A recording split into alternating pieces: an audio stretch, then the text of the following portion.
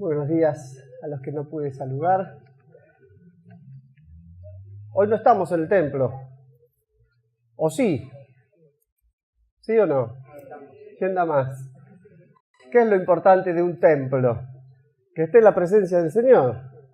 Y si el Señor está acá entre nosotros, esto es el templo de Dios. Porque nosotros, como hijos de Dios, traemos acá el sentir de la presencia de Dios. Por eso alguien escribió ahí: donde 2 o 3 se reúnen en mi nombre, allí estoy yo en medio de ellos. Después alguien, si quiere, lo lee también en chino y en coreano. Yo solo en castellano hasta ahora. Pero los 3 idiomas que están representados acá en este templo improvisado de Dios. Así que hoy vamos a terminar una serie que estamos haciendo de estos últimos 3 domingos de ejemplos de coraje en el libro de Números.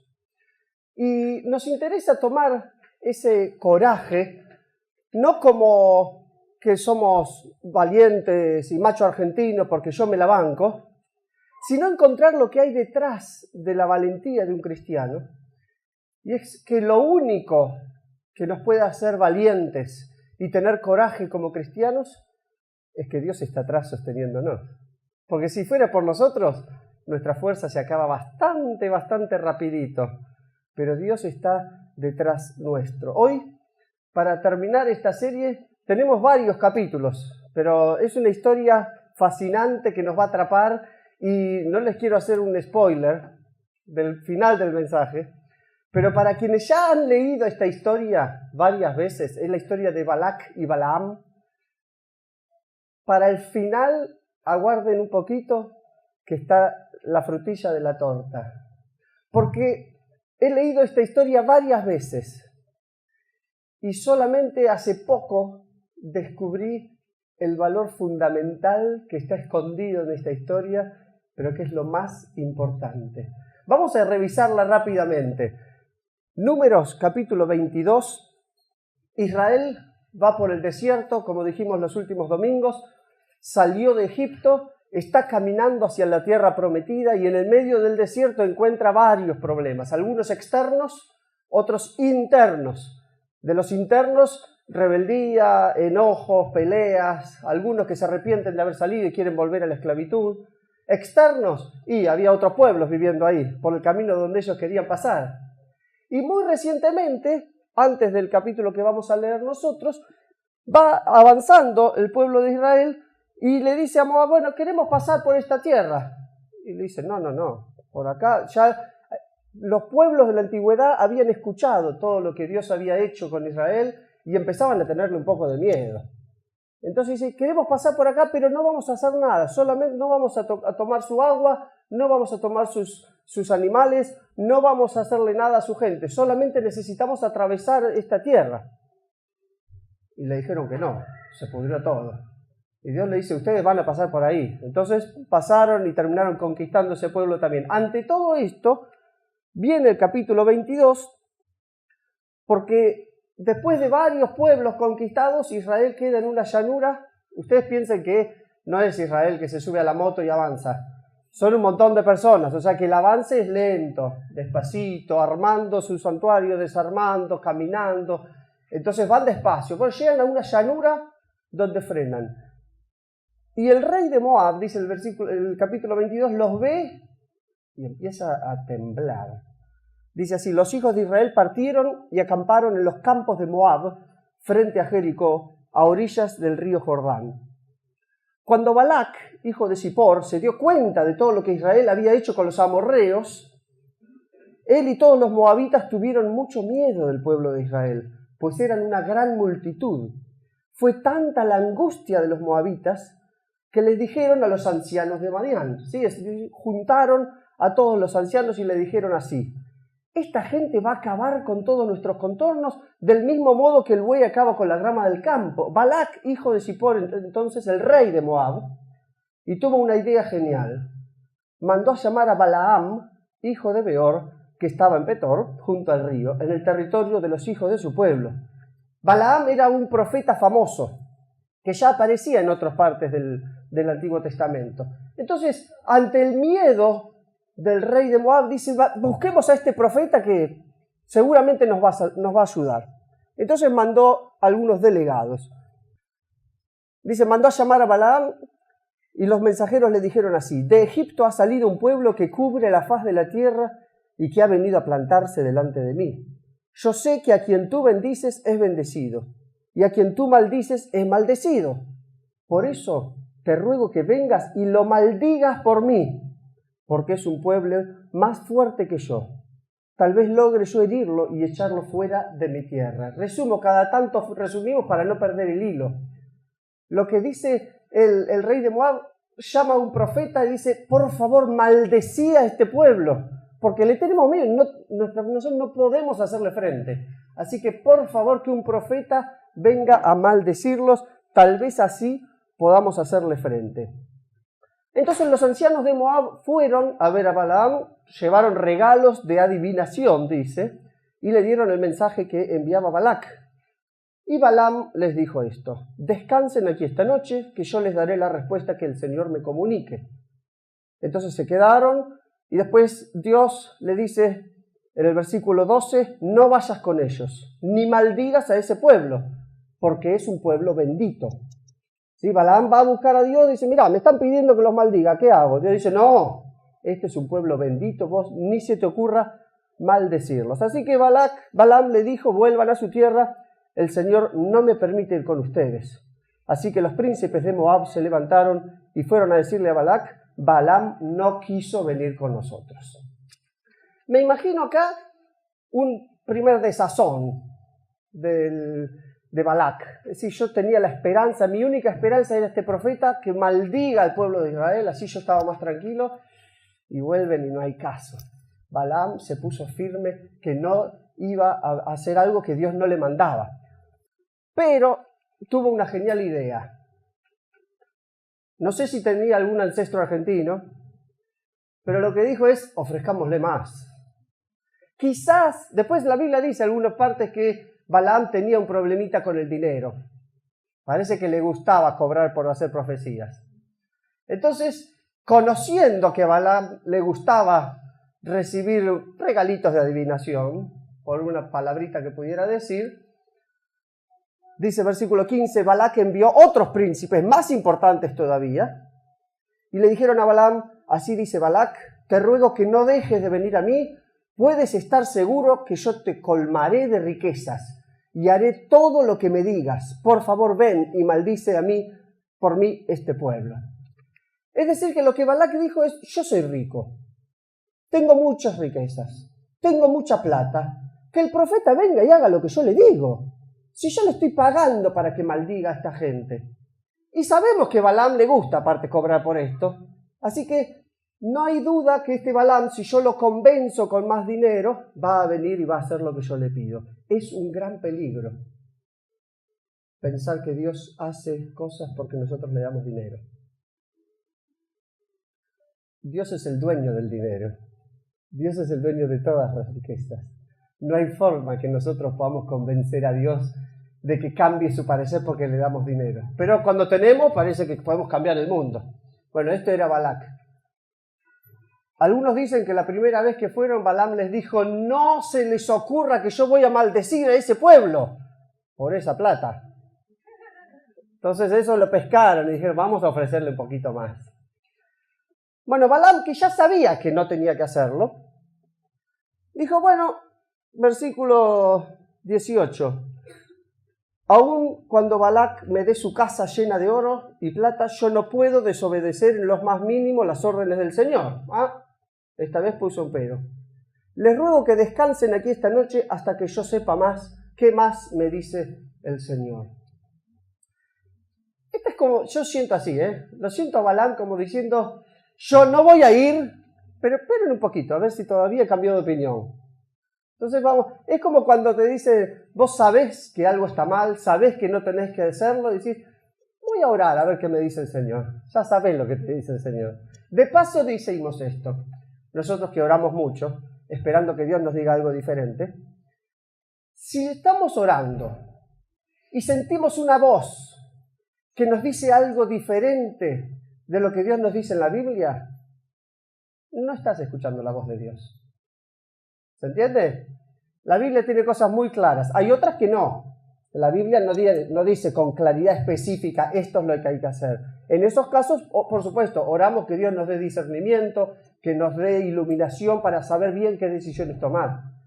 Ahora, cuando la Biblia es clara, no vayas de vuelta a orar a ver qué te dice Dios, porque Dios ya te habló. Y después nos quejamos de que Dios no me responde. No es que no te responde, ya te respondió y vos no lo escuchaste.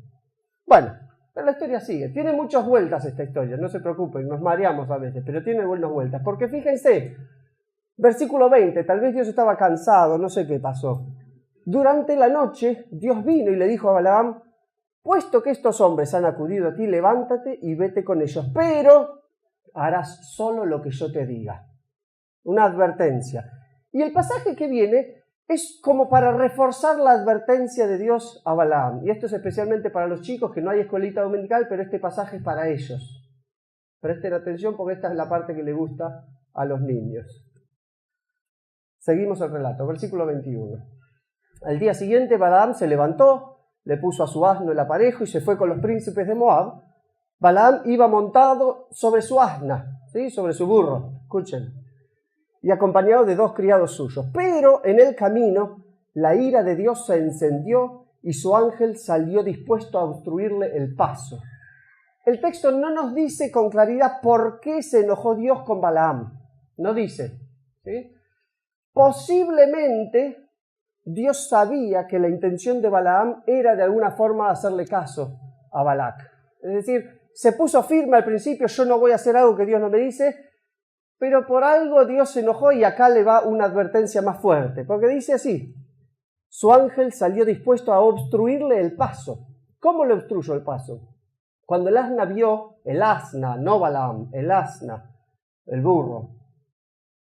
Cuando el burro vio que el ángel del Señor estaba en el camino y que en la mano tenía desenvainada la espada, se apartó del camino y se fue por el campo. El burro se dio cuenta que estaba el ángel del Señor ahí frenando el camino. Así que cambió de camino. Pero el ángel del Señor se puso en un sendero de viñas que de uno y otro lado tenía un cerco de piedras. En cuanto el asna vio al ángel del Señor, se arrimó contra el cerco de piedras y apretó contra la pared el pie de Balaam. Por lo que Balaam volvió a pegarle al burro. ¿Sí? ¿Están siguiendo la historia? El burro va con Balaam arriba, el ángel frena, el burro cambia, y Balaam se enoja y dice, ¿por qué cambias el camino? Yo quiero que vayas por ahí, y hasta le lastima el pie. Versículo 26. Entonces el ángel del Señor avanzó un poco más y se puso en un lugar más angosto donde ya no había manera de avanzar, no podían pasar. Entonces el Señor, al ver el ángel del Señor, se echó al suelo, el burro, se echó al suelo debajo de Balaam y éste se enojó y la azotó con un palo. Y esta es la parte que le va a gustar. Al ver el asna, el ángel del Señor se echó al suelo, entonces el Señor hizo que el asna hablara. Y el asna le dijo a Balaam, ¿yo qué te he hecho? ¿Por qué me has azotado 3 veces? Y Balaam le respondió. Lo más impresionante de acá no es que el burro habló, es que Balaam le contesta. ¿Se imaginan? Es interesante, ¿no? Y el burro habló, bueno, qué sé yo, Dios puede hacer cualquier cosa, pero Balaam se pone a charlar con el burro. Entonces Balaam le dice, es que te has burlado de mí. Si tuviera yo una espada en la mano, ahora mismo te mataría. Y el asna le contestó, otra vez. Pero Balaam, ¿acaso no soy yo tu asna? Desde que me tienes y hasta este día tú has montado sobre mí, ¿acaso te he tratado así alguna vez? Como Balaam respondió que no, el Señor le abrió los ojos. Y al ver Balaam que el ángel del Señor estaba en el camino y con la espada en la mano, se inclinó y se postró sobre su rostro. Entonces el ángel del Señor le dijo, ¿por qué azotaste a tu asna 3 veces? Como puedes ver, yo he salido dispuesto a no dejarte seguir porque tu camino me parece perverso. Dios permitió a Balaam ir, pero entendió que su motivo era perverso. Dice, vos querés ir, pero no estás tan seguro de hacerme caso, así que vine a advertirte. Te voy a dejar seguir, pero estoy acá en medio tuyo y te voy a frenar si no haces lo que yo te digo. Así que Balaam le dijo al ángel, he pecado, y es que no sabía que tú te interponías en mi camino, pero ya que esto te parece mal, voy a regresarme. Y el ángel le dijo, no, está bien, puedes ir, pero solo dirás lo que yo te ordene que digas. ¿Sí? Así que no sé si vale mucho frenarnos en si habló o no habló el asna. Yo creo que acá, si pregunto, a algunos le van a creer y otros no. Por supuesto que creo que Dios puede hacer hablar un asna. Me hizo hablar a mí, así que también puede hablar un burro. Pero no es lo más importante de esta historia. Porque si nos quedamos enredados en si habló o no habló el burro, nos perdemos la enseñanza de la historia, que es lo más importante.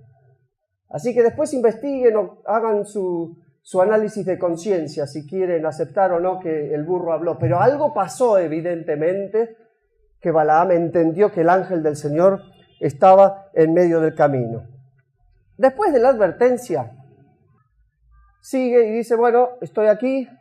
Le dice a Balac, yo no puedo decir nada que Dios no me ordene decir. Y se prepararon para ver qué me quiere decir Dios para que yo pronuncie como profeta respecto del pueblo de Dios. ¿Me siguen la historia? Yo sé que es un poco larga, pero en el medio, al final, tiene algo que es no solamente útil para el pueblo de Dios del Antiguo Testamento, sino que nos va a ayudar a entender cómo obra Dios y por qué ese obrar de Dios nos permite a nosotros ser cristianos que no tenemos ni miedo ni vergüenza, sino coraje y valentía.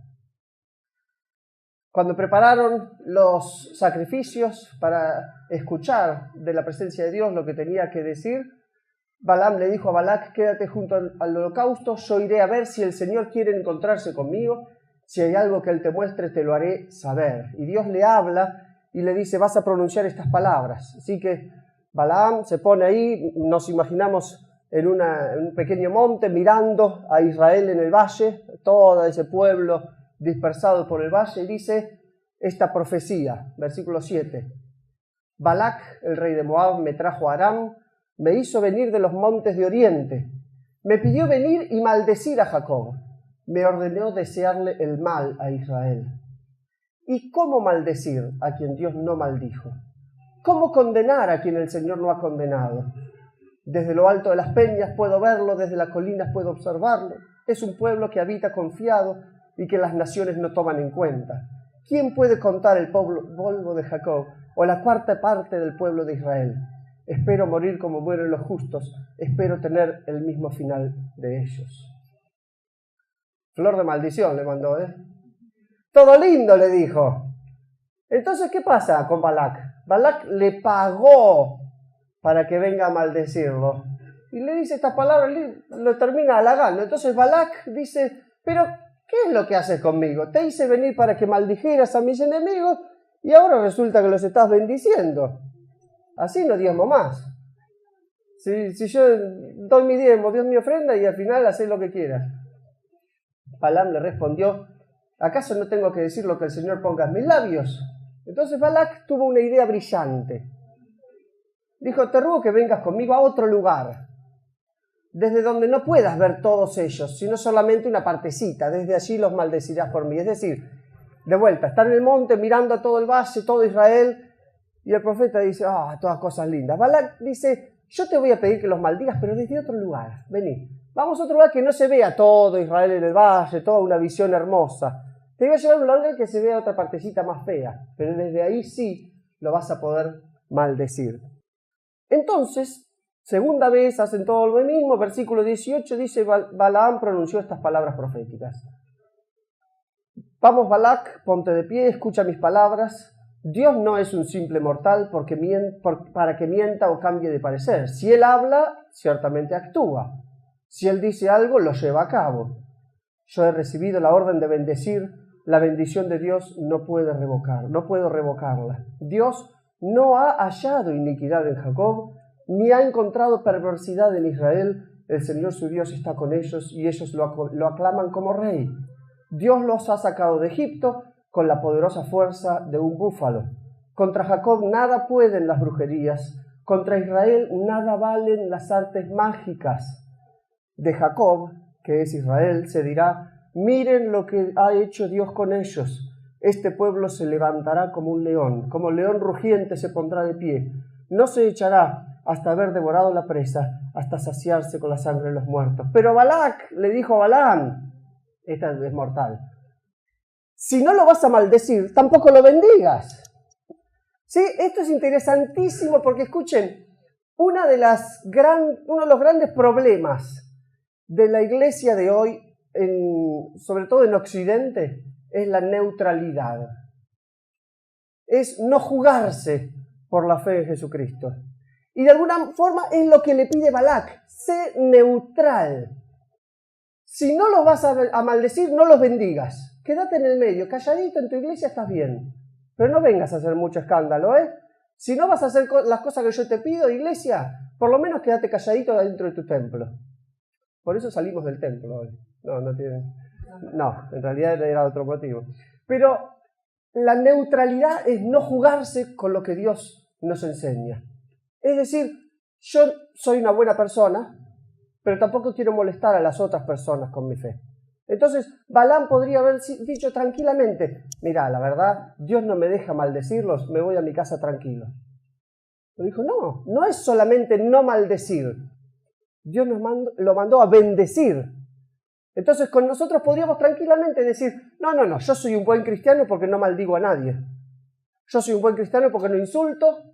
Yo soy un buen cristiano porque no robo. No le hago mal a nadie. Pero las enseñanzas del Evangelio no es no hacerle mal a nadie, es hacer bien, es bendecir, es decir bien. En la enseñanza del Evangelio no es pasiva, que si nos quedamos encerrados en nuestra casa vamos a estar bien porque Dios no tiene nada que reprocharnos. Porque si no hacemos nada no nos equivocamos, ¿no? ¿O sí? Porque si la orden es hacer y no hago, entonces sí estoy lejos de lo que Dios quiere. Entonces Balaam no lo puede maldecir, pero tampoco se puede quedar callado. No puede ser neutral, lo bendice. Bien, entonces viene y una tercera vez Balac dice, te pido que me acompañes a otro lugar, tal vez desde allí Dios maldiga a Israel. Interesante que Balac seguía pensando que el problema era el lugar. Seguía buscando lugares diferentes para ver si Dios cambiaba de opinión. El lugar no es lo diferente. Lo que Dios quiere cambiar está dentro, no afuera. Entonces vos seguís buscando otros lugares, pero el tema es que vos le abras tu corazón a Dios y que Dios realmente pueda hacer la obra que Él quiere hacer. El lugar es circunstancial. Balac seguía pensando, tengo que ir a otro lugar porque ahí se va a hacer lo que yo digo. Entonces, ahí termina, viene otra vez una tercera, si quieren después lo leen en su casa, capítulo 24, otra vez más, Balac le dice que maldiga a Israel y Balac lo bendice. El final de la historia está en el versículo 24, capítulo 24, versículo 10, cuando dice, en ese instante la ira de Balac se encendió contra Balaam. Ya está, me pudrí, 3 veces te di la oportunidad, no quisiste. Así que le dijo, yo te hice venir para que maldijeras a mis enemigos, ya van 3 veces que los bendices. Mejor lárgate a tu casa. Yo había prometido colmarte de riquezas, pero el Señor es el Señor quien te ha privado de recibirlas. Y Balaam le respondió, ¿acaso no se lo advertí a los mensajeros que me enviaste? Yo les dije, aun si Balac me da su casa llena de oro, yo no podré desobedecer las órdenes del Señor, ni hacer nada bueno o malo por mi propia voluntad. Yo diré solo aquello que el Señor me ordene decir. Esta es la mitad de la importancia de este mensaje. ¿Por qué? ¿Qué pasa si terminamos acá con la historia? Leímos la historia de Balac y Balaam, sabemos lo que Dios hizo con Balaam. Una conclusión rápida, quizás que muchos de nosotros hemos sacado a lo largo de los años, ¿cuál sería? Tenemos que ser como Balaam. Tenemos que hacer solo lo que Dios diga, y cada vez que nos piden maldecir a un pueblo, ir a Dios y Dios nos va a decir que bendigamos, así que tenemos que ser como Balaam, ¿sí o no? Y podemos salir de acá muy envalentonados, porque aunque nos ofrezcan mucho dinero, no vamos a hacer lo que Dios no ha dicho. ¿Correcto? Ahora alguien les da plata y enseguida aceptan. No. Salimos de acá con esa enseñanza que no está mal, pero nos perdimos lo más importante. ¿Por qué? Hay otros textos en la Biblia que también hablan de Balaam. Por ejemplo, dice Deuteronomio 23, el último libro del Pentateuco: el Señor tu Dios no quiso oír a Balaam, sino que por el amor que el Señor tu Dios te tiene, convirtió la maldición contra ti en bendición. ¿Sí? Eso es más o menos lo que leímos. Es decir, Dios es el que cambió la maldición en bendición. Josué 24:10, fíjense la historia que Josué mismo relata un poquito más adelante. Dios le está diciendo: yo no hice caso a las maldiciones de Balaam. En lugar de maldecirnos, los bendijo varias veces y así los libré del rey Balac. Síganme, ¿eh? Está Dios relatando lo que acabamos de leer. Ya esto no es lo que leímos, es Dios relatando después lo que él hizo con Balaam. Dice en Nehemías 13, esos pueblos no habían recibido bien a los israelitas, sino que le pagaron a Balaam para que los maldijera. Sin embargo, nuestro Dios cambió la maldición en bendición. ¿Qué es lo que nos están diciendo estos pasajes? ¿Por qué me llaman tanto la atención? ¿Por qué me importan? Porque de ninguna manera Balaam es el personaje más importante de esta historia. Todo el tiempo la enseñanza del pueblo de Israel y en estos textos es: Dios hizo que Balaam no pudiera maldecir, porque si Dios no estaba presente, Balaam estaba más que contento en maldecir a Israel. Balaam no tenía ningún problema. Si le pagaban por hacerlo, los maldecía y listo. Pero hubo una presencia silenciosa e invisible detrás del pueblo de Israel, cuidándolos de peligros que Israel ni se imaginaba. Porque en realidad, tomando en cuenta otras historias de Balaam, algunas de las cuales tal vez no tengamos en nuestra Biblia, en el Nuevo Testamento también se habla de Balaam. Y fíjense, Pedro dice esto, le está hablando a las iglesias de la diáspora: se han apartado del camino recto, se han extraviado por seguir el camino de Balaam, hijo de Beor, que tanto amó el premio de la maldad, que fue reprendido por su iniquidad. Una bestia de carga, hablando por la burra, que no podía hablar, habló con voz humana y puso un alto a la locura del profeta.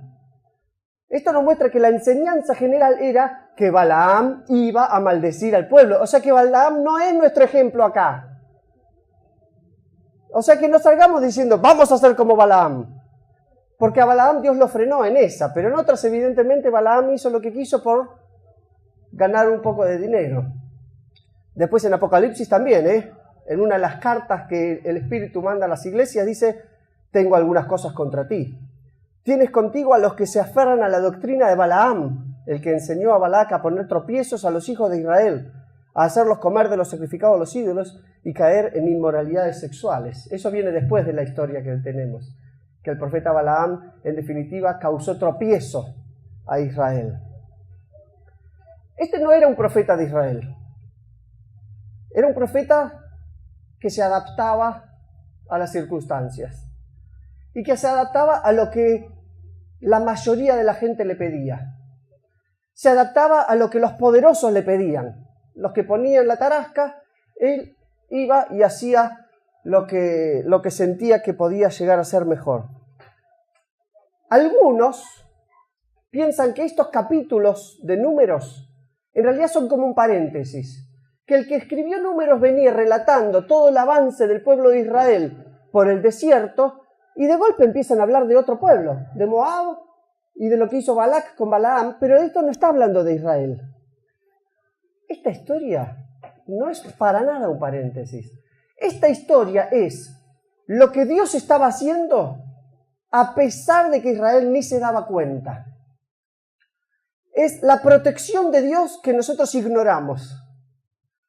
Es muy fácil agradecer a Dios por lo que vemos que hizo, ¿sí? Podemos decir, hoy dijimos algunos agradecimientos, tal persona estaba mal, ahora está bien, gracias a Dios. Hasta uno podría decirle gracias a Dios porque estuve en un peligro y Dios me libró. No, puede ser, estaba por cruzar la calle, venía un colectivo como loco y justo Dios me hizo dar vuelta y me salvé. Gracias Dios por un peligro. Pero hay tantas cosas que Dios hace por nosotros que ni nos damos cuenta. Y por eso también tenemos que decirle gracias. Israel ni se dio cuenta de todo lo que estaba pasando allá arriba. Pero Dios estaba cuidando a ese Israel.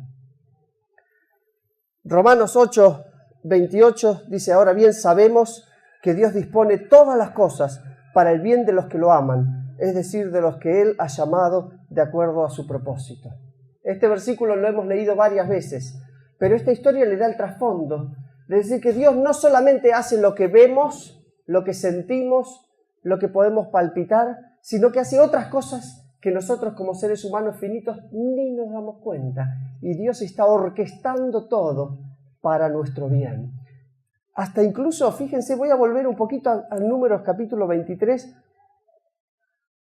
cuando dice, en parte de la bendición que está diciendo Balaam acerca de Israel, dice: Dios los ha sacado de Egipto con la mano poderosa, con la poderosa fuerza de un búfalo. Y versículo 23, contra Jacob nada pueden las brujerías, contra Israel nada valen las artes mágicas. De acá surge la valentía y el coraje de un cristiano, de que nada puede contra Dios, ni siquiera la brujería. Yo sé que a veces, como cristianos, muchas veces podemos llegar a tenerle miedo a los que hacen brujerías en contra de nosotros. Pero eso es cuando no entendimos que Dios es más grande que las brujerías y que Dios está de nuestro lado. A mí no me da miedo que alguien agarre una foto mía y la pinche con un clavo, porque es una foto, no soy yo. Y a mí me protege el Señor de los ejércitos, el Dios creador del cielo y de la tierra, que me hizo desde el vientre de mi madre. Y no va a dejar que una foto clavada con un clavo me impacte en mi vida. No le tengo miedo. Pero no le tengo miedo no porque yo soy un valiente, sino porque Dios me dice en su palabra que contra Él no hay brujerías ni hechicerías que puedan hacerme daño. Porque sé, aun cuando yo no sepa cosas que puedan llegar a pasar de este estilo, nada pueden las brujerías, nada valen las artes mágicas en contra del pueblo de Dios. Creo que es una buena noticia. Creo que está bueno decir cada uno de nosotros: si estamos protegidos por el escudo del Señor, puedo vivir tranquilo, con coraje y con valor. Y mi fe no es para quedarse encerrada por miedo, sino que es para salir y para mostrarla al mundo, porque hay lugar en este escudo para otros también. Porque no es mi escudo personal, el escudo del Señor para el pueblo del Señor. En ese Romanos 8, más adelante dice: en todo esto somos más que vencedores por medio de aquel que nos amó. Por lo cual estoy seguro que ni la muerte, ni la vida, ni los ángeles, ni los principados, ni las potestades, ni lo presente, ni lo porvenir, ni lo alto. Hay que respirar porque es muy largo este versículo. Ni lo alto, ni lo profundo, ni ninguna otra cosa creada nos podrá separar del amor que Dios nos ha mostrado en Cristo Jesús, nuestro Señor. No sé si le faltó alguna categoría poner a Pablo, pero nada nos podrá separar del amor que Dios nos ha mostrado en Cristo Jesús. ¿Por qué? Porque nosotros tenemos mucho amor para Dios, porque nosotros somos muy importantes y somos tan buenos. No, es porque Él prepara todo y organiza todo para que nada nos pueda venir a hacer daño más allá de lo que Él haya permitido, con un propósito, de acuerdo a 8:28 que lo leímos antes, de acuerdo a lo que Él permita que pase para nuestro bien. Por eso vivimos tranquilos y confiados, porque a pesar que no se den las cosas como yo quiero, como a mí me gustaría, tengo un Dios que hace las cosas como a Él le gusta y como Él quiere, porque sé que Él quiere lo mejor para mí en este momento. La historia de José, en el final de Génesis, también, si quieren, los últimos varios capítulos, hay algo parecido en la historia de José. Le tocó de todo. Y sin embargo, él todo momento decía: Dios está orando por mí. Y al final cuando le fue bien a José en Egipto y todos sus hermanos vienen en medio a pedirle ayuda. Hay un versículo, Génesis 50:20, que resume perfecto esto. Dice, José le dice a sus hermanos que se sentían mal por haberlo vendido, dice, ustedes pensaron hacerme mal, pero Dios cambió todo para bien. Ustedes pensaron, es como el pueblo de Israel le puede decir a Balac y Balaam, ustedes pensaron maldecirme, pero Dios cambió la maldición en bendición. No importa lo que otros piensen, lo que importa es lo que Dios quiere hacer con cada uno de nosotros. Entonces, si vos pensás que estás en un momento difícil, que hay cosas que no te cuadran, tenés miedo que haya gente que te esté diciendo cosas, que haya alguien que esté haciendo trabajos en contra tuyo, a Dios no se le escapan esas cosas. Y no hay nada que pueda separarnos del amor de Dios. No hay nada, no importa lo que se te ocurra en la mente ahora, no hay nada que pueda separarnos del amor de Dios. ¿Se animan a decirlo juntos eso? No hay nada que nos pueda separar del amor de Dios. Vamos a orar, pero tratemos que esta verdad, lo importante de la teología es que las verdades teológicas nos ayuden a vivir diferente. Que esta verdad que la Biblia nos enseña nos ayude a vivir con la confianza de saber que Dios no nos va a dejar, que Dios no nos va a abandonar, no nos va a dejar librados a nuestra suerte. Vamos a orar que podamos salir de acá con fuerza, con ánimo, con valentía, con coraje, porque Dios está atrás nuestro y que nos anime a no ser neutrales, sino a ser hijos de Dios que nos comprometemos a seguir su voluntad. Oramos, querido Dios, te oramos para que nos enseñes a ser valientes, a tener coraje, porque vos estás atrás nuestro, motivándonos, guiándonos. Y a tener coraje porque vos vas delante nuestro, protegiéndonos con ese escudo. Y vas a nuestros costados, aunque gente alrededor nuestra nos quiera hacer daño. Vos estás con nosotros. Y eso nos da ánimo para seguir tus pisadas. Dios, queremos en este momento renovar nuestro compromiso con vos. Agradeciéndote por las cosas que haces por nosotros, especialmente por las que ni nos enteramos. Porque hoy declaramos que hay tanto que vos haces por nosotros. Y nosotros apenas nos damos cuenta un poquito de las bendiciones que recibimos. Pero Dios, vos estás tan atento a los peligros ocultos en los cuales nos metemos. Hoy reconocemos esa bendición tuya y te agradecemos, aún por lo que no vemos, ni percibimos, ni nunca nos enteraremos. Dios, te pedimos que nos ayudes con esa valentía a salir y a ser tus hijos, a seguir tus enseñanzas y a mostrarle al mundo que hay valor en encontrarte a vos, que vale la pena refugiarnos en vos y que vos nos vas a mantener en la palma de tu mano y que no hay nada que nos va a separar de tu amor. Así te pedimos en nombre de Cristo Jesús. Amén.